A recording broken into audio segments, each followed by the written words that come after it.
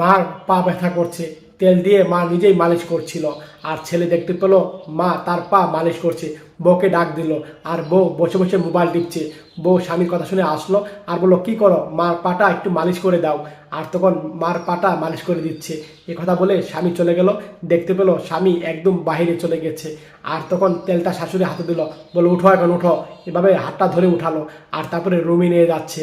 আর তখন রুমে গিয়ে তখন বউ খাটে বসলো, শাশুড়িকে নিচে বসালো। আর তখন বললো, আমার পাটা মালিশ করে দাও, এভাবে কথা বললো। আর শাশুড়ি পা মালিশ করে দিচ্ছে। ছেলেটা মোবাইল আনতে মনে নাই। আর তখন বলল, ভুল করেছি, মোবাইল আনি নাই। আবার দৌড়ে যাচ্ছিল বাসার দিকে। আর তখন বাসায় যে দৃশ্যটা দেখে ছেলেটা একদম অবাক হয়ে গেল। দেখতে পেল তার মা তার বউয়ের পা মালিশ করে দিচ্ছে। অবাক হয়ে গেল, দৌড়ে বউয়ের কাছে গিয়ে একটা থাপড় মারলো আর বউকে বলল, চলে যাও এদিকে।